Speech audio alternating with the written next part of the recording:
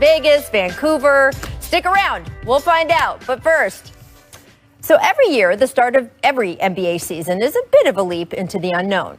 Will the favorites actually win? Will the players tabbed for big breakouts actually have them? Will one team take a secret back hallway to burst into the other team's locker room? I mean, you never know. Still, even for a league that can light the internet on fire on any given night, we have never kicked off the season with as many mysteries as the season we are kicking off tonight. Forget not knowing who the Rookie of the Year is going to be. We don't even know if all the games are going to take place on the nights they are scheduled to, or what the back half of that schedule even is. Think about this. We have an NBA team, the Raptors, who don't know what city they will be playing in come April. That is crazy. Much like with the bubble, the teams that can best handle all this uncertainty are the ones being predicted to thrive. Caesars William Hill says more money has been bet on the Lakers to repeat than has been bet on every other team combined. Wow. Having LeBron and AD certainly helps there too. And tonight we're going to get a taste of how motivated the defending champs really are with another LA versus LA showdown at Staples Center. Will the Lakers pregame ring ceremony feel special even without fans in the building? Yep. Will the Clippers be attacking the court like a team with something to prove? No. Or will they once again seem to be going through the regular season treading water? Again, we don't know, just like with tonight's other opening game, Warriors-Nets. This was supposed to be one of the spicier matchups at the start of the season with Kevin Durant facing his former fellow co-stars, except Klay is out for the year with an Achilles injury, and Draymond is going to miss tonight's game too with a sore right foot. Still, it's going to be pretty wonderful to see Kevin Durant's first official game in 18 months. So far, he's looked as fluid as ever and comfortable, too, alongside Kyrie, who, frankly, he can burn as much sage as he wants if he keeps performing this kind of magic around the hoop. KD has been trying for years to take the title of the league's best player. Is this the season he manages it?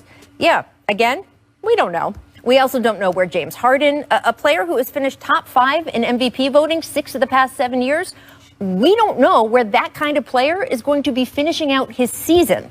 The Rockets are so far holding firm on not trading him until they get a blockbuster offer.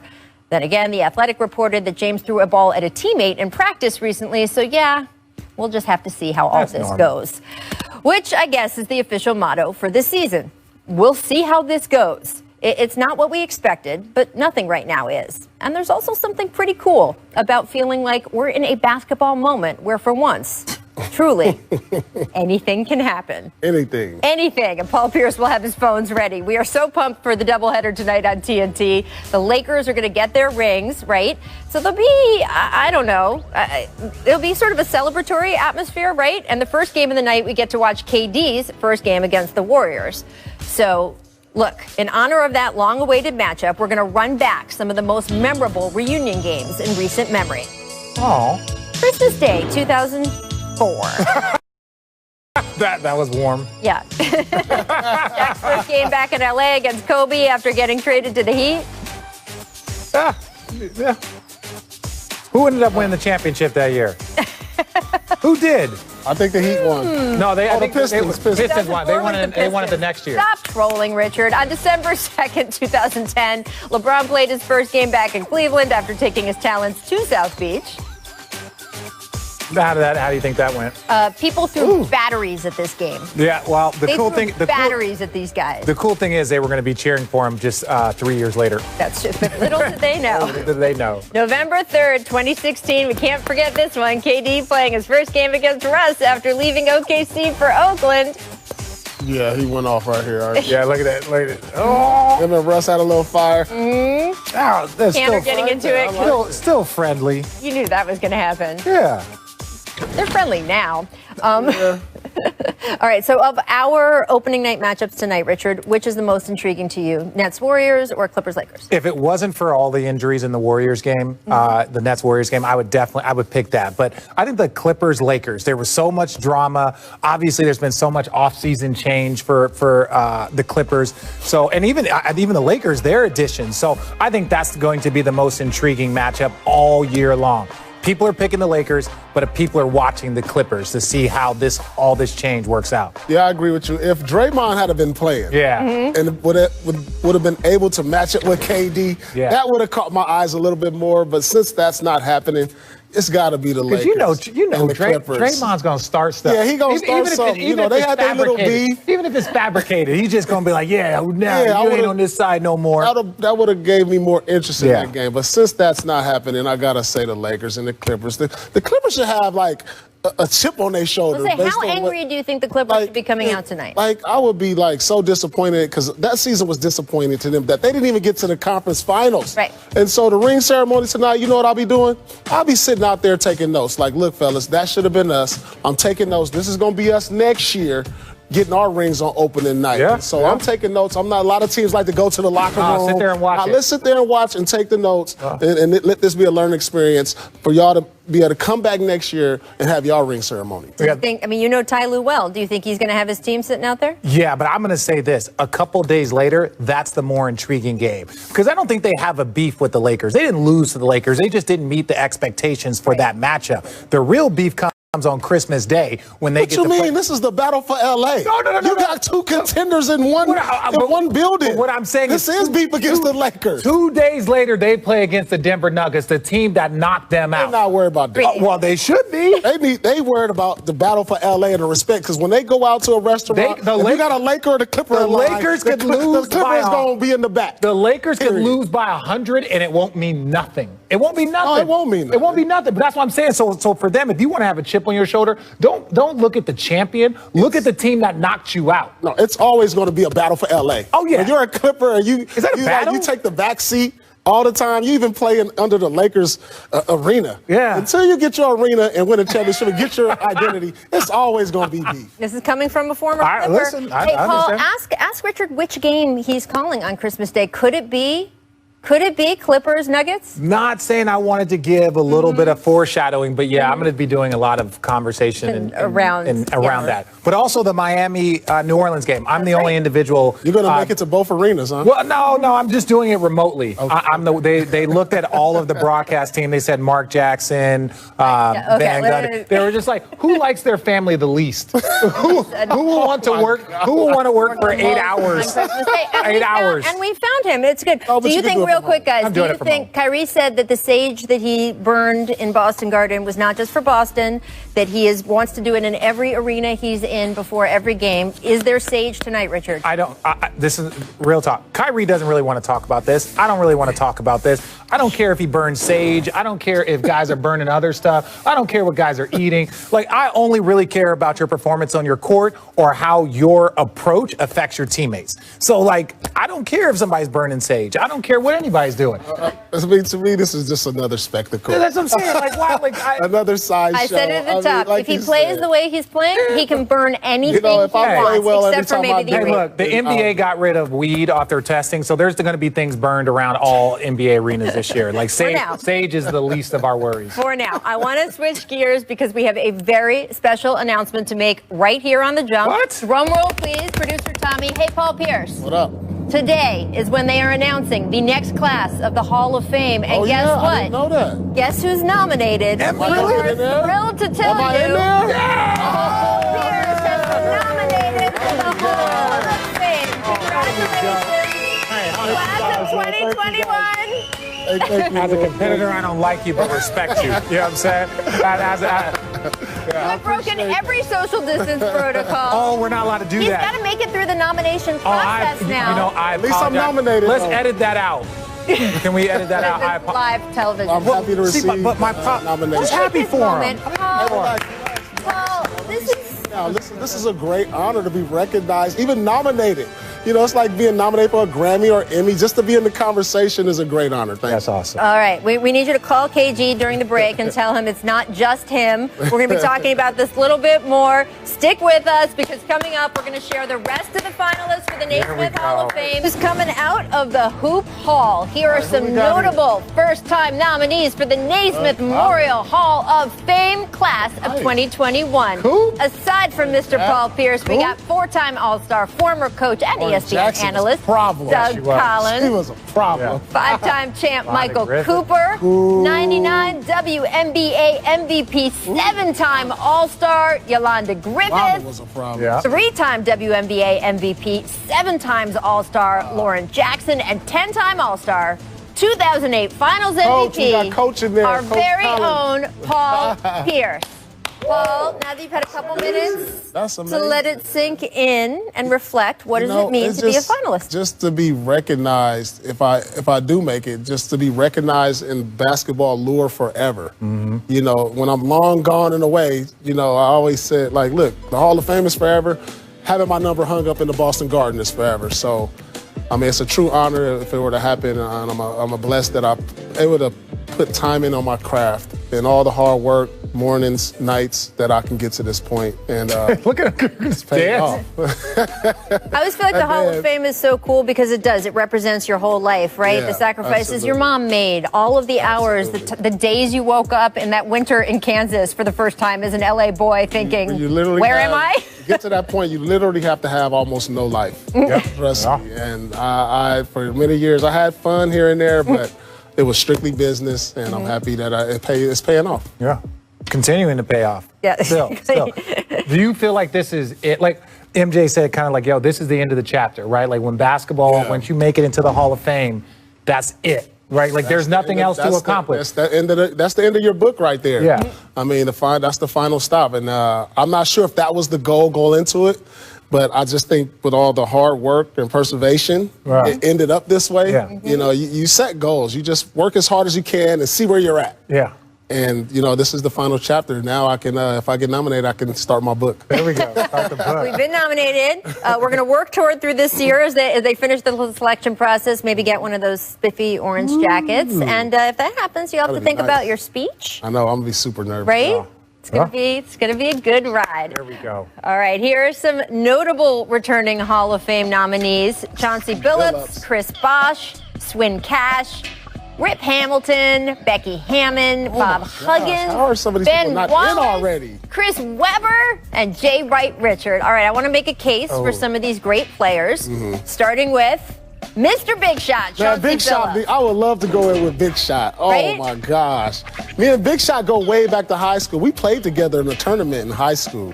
I've been knowing Chauncey that. And then we played in the same conference in college where we both won co-freshman of the year. So I would love, and then clearly Chauncey has been a model of professionalism and success in the NBA and out of the NBA. So, and Chauncey's story is so dope because when he came in, it wasn't like immediate success. No. Like he had to bounce around a little bit, and then he found his home. And then once he did it, and once he got that team in Detroit, I still think that Detroit team doesn't get nearly as much credit, going to 5 straight conference finals. 2 NBA finals, winning a championship against the legend Lakers that had Karl Malone, Gary Payton, Kobe, Shaq. So it's like Chauncey and what he meant for that time period, he was one of the most dominant players. Their team was one of the most dominant teams over an era. I was going to say, he was the leader of a team that certainly gave a bunch of character to an era of basketball. And your point about his path, I mean, he came in with high expectations, then supposedly didn't meet them, bounced around, ended up superseding those expectations by being a finals MVP and a champion. And I think the Hall of Fame needs players like that. It can't just be the guys who were incredible from day one, because that's not what the NBA or basketball, this game, is made up out of. So I really hope he gets the nod this year. All right, Paul, make the case for Chris Bosh, because he should get in too. Yeah, he's had a great run. It started in Toronto with him averaging like 20 and 10 plus a year. And then he goes to Miami, wins championships. He's probably the best third option in NBA history. When you talk about LeBron being first and Wade being second, 2 guys who are probably top. LeBron is probably going to be the best small forward ever.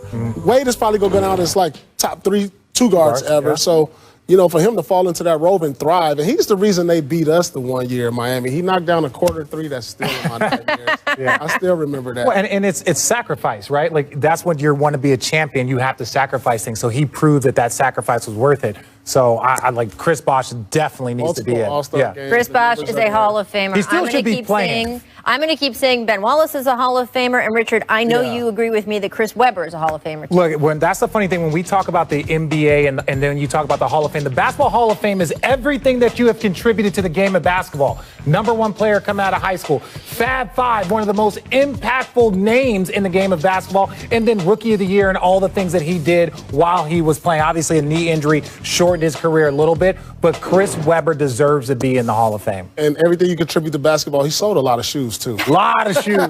Those first C-Web shoes were my favorite to this day. He sold a lot of shoes. Shout out my Uncle Robert for giving me That's a contribution to basketball. Yeah. All right, so that's the 2021 class. The 2020 class, as we know, still hasn't been enshrined yet due to coronavirus. And we have some news on that front, too. The Naismith Hall of Fame class of 2020 enshrinement will be held May 13th through the 15th of next year. The class is headlined by the late Kobe Bryant, Tim Duncan, Kevin Garnett, Tamika Catchings, and Coach Rudy Tomjanovich. Paul, I'm fast forwarding. I think it's January already.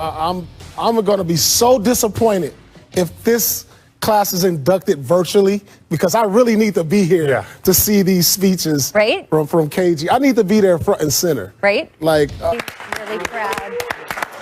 All right. After the break, we're going to share Adam Silver's comments about the idea of maybe adding more teams to the league. Does this open the door for the same? Some of the notables: the Clippers extended Luke Kennard for 4 years. The Raptors gave OG Anunoby 4 years and $72 million. The Magic locked up Jonathan Isaac despite his injury. And they also came to terms with Markelle Fultz on a 3-year, $50 million extension. Okay, Markelle. Right? Paul, what did it look like to you to see the Magic show this kind of faith in the former #1 pick, where there was a point where he was, he couldn't even get on the court? Yeah, I mean, more power to you, for them to show this type of, commitment to a guy who we don't really know who he's going to be in the league. I mean, that says a lot of how much they believe in him going forward. He's still a young prospect with room to grow, and so that's what they're betting on. Well, and this is where we talked about Chauncey Billups. Right. It's like just because you enter into the league in your first situation, whether it's because of injury or just not the right dynamic, Chauncey went on to be a Hall of Famer. Like Markelle Fultz has the talent. He was a #1 pick. That means all of the GMs had him top 3. All of the GMs had him top 3. He had him like 2 or 3. That's why I said top 3. But just good for him. Continue working on your craft. It doesn't matter what other people say. Your first destination is not how it always is going to end up. Yes, and I would say to shout out from me because it is easier to have it all come easy. It is hard when it is harder, and I really admire what Markelle has done. All right, Larry Markkinen, John Collins, and Lonzo Ball, however, among the notable players not extended. They were eligible, but their teams could not come to terms. They will all become restricted free agents after this season. Richard, I want to ask you about Lonzo Ball specifically.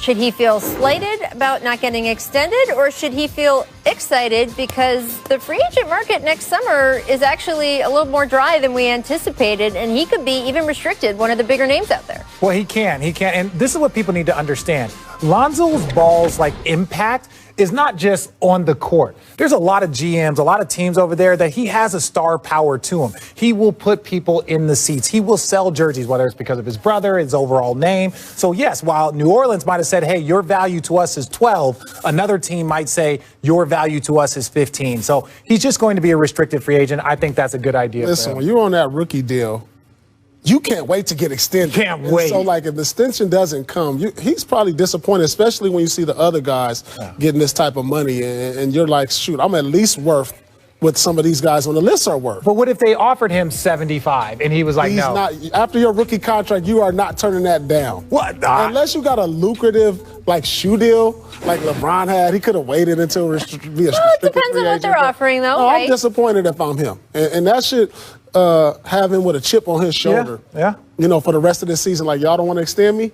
Okay, I'm going to show y'all why y'all should extend me, and that's motivation. And as players, you should use these type of things to motivate you to make you a better player. Yeah. Right, even if it was that they did make him an offer, but he felt it wasn't enough. And so, yes, he can use that as motivation. All right, let's get to Commissioner Adam Silver, who made some very interesting comments on potential expansion yesterday.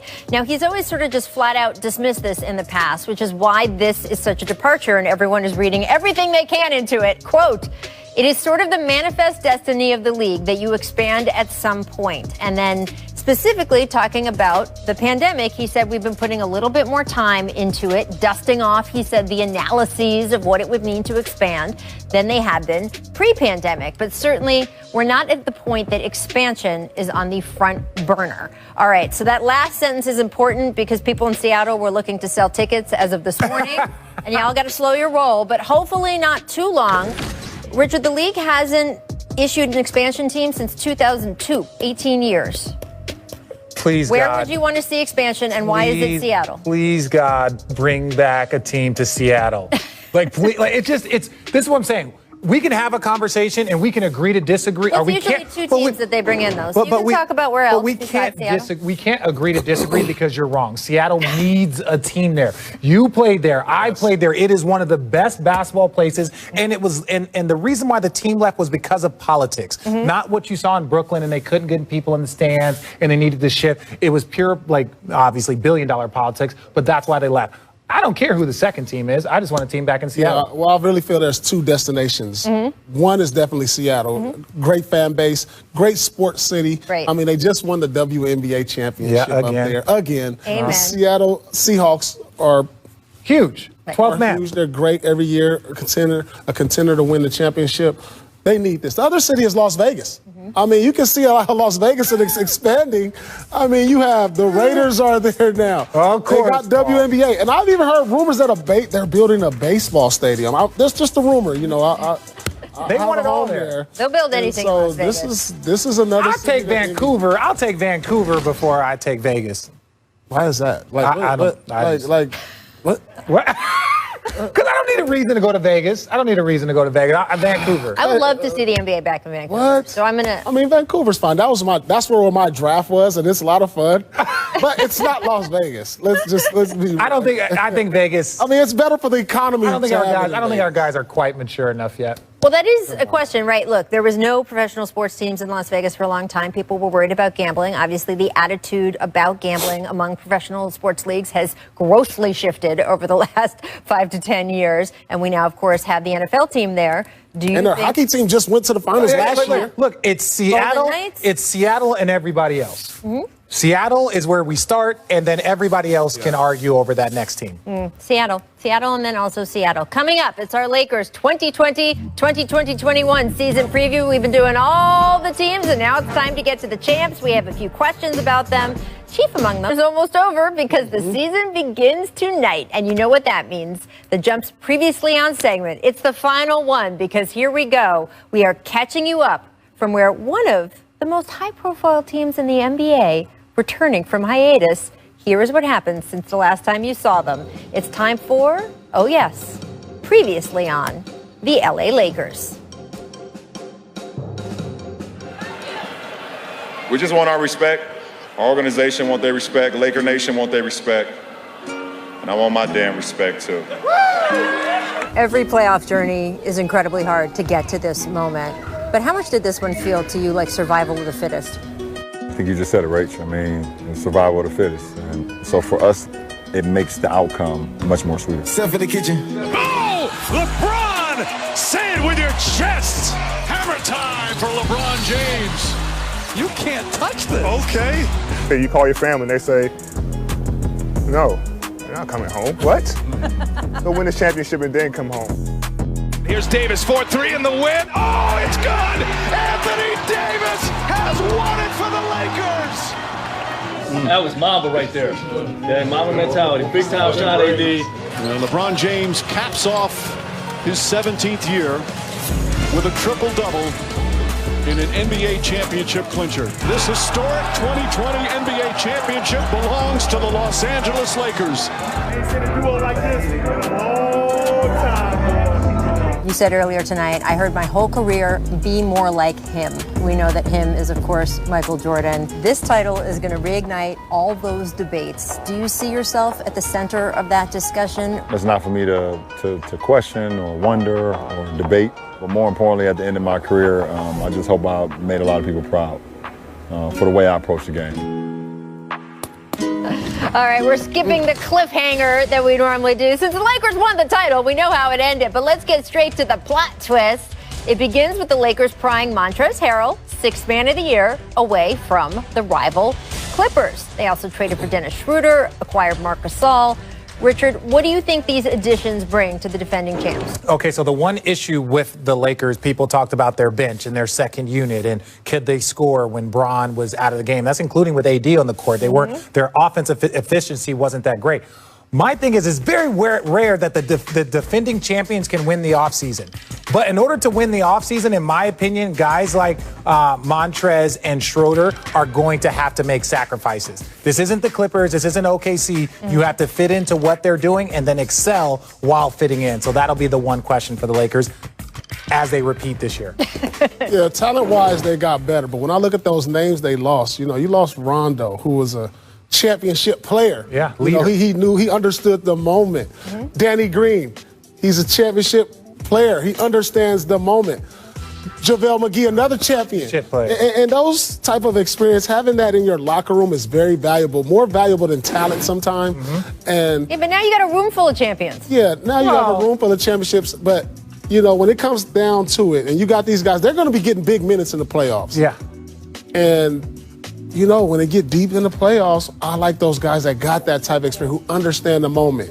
But it's always good to have fresh energy, the guys who aren't bored with the moment, guys who are hungry for that For that first championship. First championship. So that's also a plus also to have these guys. Well, look, we usually see when a team wins a title, they end up somewhat overpaying some of their guys the next summer, right? Because everybody whose deal is up is like, well, hey, I was a big part of this. Like, you got to pay me too, and that kind of thing. And no one wants to break up a championship team, and those contracts can sometimes end up weighing on that team as it tries to repeat or go forward. The Lakers took a different approach. They were like, enjoy the big payoff that you're going to get from having just won a ring somewhere else. Yeah. We will be stocking some new blood they here. They just bullied the free agency. Yeah, they did. They were just like, come on. The Trez and like how you get and we don't even talk about Gasol. That's what I'm saying. Like the bench is a problem. Okay, well we're gonna go get the sixth man and the runner-up for the sixth man that are both 28 years old. And a former defensive player of the year and a champion. Yeah, okay. Oh my gosh. Must be nice to be in LA, be a Laker, and have LeBron James. Here are a few games that the Lakers fans should binge watch this season. Tonight against the Clippers, big one, Christmas Day against the Mavericks. Two that, of course, immediately jump off the page. Paul, should the Lakers be on upset alert against Luka and the Mavs on Christmas? Lakers has got championship hangover. They're not even worried about this game like the Clippers are. If they lose, so what? It's another game. The Lakers is going to be there when it counts. Lakers Please believe that. They ain't worried about home court. They ain't worried about anything. No. They're worried about getting to game 60 healthy and intact, and then they'll worry about everything else. So no Kristaps Porzingis on Christmas Day. You know what? I'll change that. They're going to be up for this game. Yeah. There's going to be games like they're going to coast through the regular season, but the big games, the national games, they'll be up for this one. Yeah. LeBron versus Luka. I expect LeBron to put on fireworks. the show. Oh, well, he knows. That's must-see TV, by the way. Bron sees Luka, and it's just like, okay, like you're that guy. Like you're one of the people that I want to. Same with Zion, Tatum. He sees those guys and he's like, I'm going to continue sending a message every single time that we play against each other, just to let them know. When you went against MJ, as this is one of the young boys. Okay, I'm going to go at him every time because I know he's going to come at me. LeBron gave him a nice triple-double the last time they played. I remember. But Luka's given him triple doubles back too over the past few games. You got to get the win. No, I totally agree. It's just interesting to me because Luka clearly patterned so much of his game on the way LeBron plays. I mean, literally had him on his wall when he was growing up. We're reaching that point with players coming into the league. When idols become rivals. Exactly. And so it's so fun to me to see them go at each other because of the styles there. All right, spoiler alert time for the Lakers. They have the shortest odds to win an NBA title this season, according to Caesars William Hill. Not a surprise, Richard. Do you see the Lakers repeating as champions? What is your official call? I always say this. I always preface this with health. If the Lakers are healthy, they will be the champion. It's going to be too much. I like the Brooklyn Nets, but again, health is going to be a concern for them because they have two guys coming off of injuries and major injury in Kevin Durant. So Brooklyn, I could see them making it to the finals, and then I think Milwaukee and Nets in the finals, but I think the Lakers are the champions. That would be a fun NBA final. That would be a great NBA final. They were the favorite last year, but they should be the overwhelmingly favorite this year. If I didn't think they was going to do it, I think I guarantee they will this year. And so, like he said, if they're healthy, they should win the title with this roster they have. All right. Well, we will see starting tonight. Coming up, guys, Kawhi Leonard made it clear he is very focused on this season. Biggest story surrounding the Clippers is Kawhi Leonard's player option after this season. Here is what Kawhi said when asked about it yesterday. This is interesting. Take a listen. Just for my situation right now, I'm just focused on this season. You know what I mean? I'm not saying I'm going anywhere else or staying here, but I'm just focused on the season. And, you know, obviously for, you know, if I stay healthy, the best decision is to decline a player option, but that doesn't mean I'm leaving or staying. I'm focused on the season, like I said. We'll talk about that when the time is right. So that's really interesting. He said, if I'm healthy, the best decision is to decline the player option, basically because that would make him a free agent. And even if it's staying with the Clippers, get lots more money next offseason. Hearing that and knowing that Kawhi obviously went through the season in Toronto, remember all the Kawhi and dine and all the sort of moves the city made to keep him? He's comfortable going through that and then picking up and going somewhere else if he has to. I don't think Kawhi's going anywhere. I think he's just going to, you know, ensure his chances on getting a bigger bag, you know, which he will get because the team committed to Paul George, another veteran who they want to pair him with. Now, say he gets injured this year, he's out. Regardless, they're still going to re-sign him because they put all their eggs in this basket to make this run for the next 5 years with these two guys. And he's just going to maximize, you know, his pay scale. He's going to maximize that. That's all he's trying to do. This is the last big bag he's going to probably get. Yeah. And so he's going to maximize it totally, and I don't see him going anywhere. Do you know why Paul George signed that extension? Because he's not Kawhi Leonard. Right? Because he's not Kawhi Leonard. He's like, all right, let me get this money in the bag, right? Kawhi could have signed his extension and could have done that. But Kawhi's like, look, I want to keep my options open because when you do this, you know what you do? You make the Clippers stare at you the whole time. What do you need? What do you want? Once you committed, it's like, all right, it's like you got that ring on your finger, like, all right, you're stuck with me. But now they're focused on getting him what they want. Now he knows that they're going to try and go and sign players or go over the cap, all the things necessary to be a champion. And so I think he did it as a strategic move. I don't know Kawhi. Don't nobody know what Kawhi is doing. But if he's healthy, he'll be a free agent. And look, if we look at that 2021 free agent class, Giannis is no longer on the board. And you had so many teams that were kind of saving some cap room just in case, right? So a bunch of guys got extended yesterday, even restricted free agents, not going to be on the board to the same degree. So Kawhi basically saying, hey, unless there's something I don't expect, I will be that top guy on the board. I'm sure there are a lot of teams that were saving room for someone else who might be like, well, we could at least try. We could at least throw money at him. And the Clippers, of course, as you say, Paul, will try as well to keep him. All right, a little bit more Clippers for you because on Sunday, Ty Lue said he plans to use Kawhi in more triangle offense sets in a similar way to the Kobe Bryant and Michael Jordan were used by Phil Jackson. Of course, Ty has personal experience there. Richard, those are lofty comparisons, but what would you expect Kawhi in a triangle to look like? Would you expect him to do well in that? Well, I think they're lofty comparisons, but I think at Kawhi's prime, when he's at his best, like I think you can compare him, right? And I wouldn't say whole career, but I think it's more about how you allow players to score. And they have always said that the triangle offense isn't about the primary scorer. It's about guys around them getting a rhythm, getting a feel. And I think that was something that the Clippers lost. It was like, yeah, we can be Kawhi and we can be Paul, but it's like, where do the other guys fit in on there? So a lot of times when they're saying, oh, we're going to play him out of the triangle, that's to get other players their rhythm and system kind of feel. So when he says that about Kawhi, he's really talking about how to get Morris and Kennard and all of these other guys in a rhythm. Yeah, I think his game really fits the triangle offense because if you look at how he operates on the offensive end, he's great in those spaces at the elbow, at the mid-post where you get one or two dribbles and he goes into his mid-range shot. And then it gives him an opportunity to get movement around him so where he can make plays with his passing and get better at that. So I applaud that Lue is looking at these different variations of the offense to try to make him the best player that he can be because he's their best player. And if you can have your best player comfortable within the offense, it makes for a better team. And so I think that's a great move right there. Not all game long, but like some portions of the game. And we got to get Paul George some pick and rolls. I mean, I think he had more pick and rolls last year. And he's had his whole career. Richard. What? What? We can't joke here. I think Paul George would be great in the triangle also. Yeah. I mean, he's a great slasher. He can post. There's one or two dribbles to the rim. I think that's awesome. All right, we got some late breaking news from producer Danny in my ear right now. He said that the Lakers have announced that they are going to wait until fans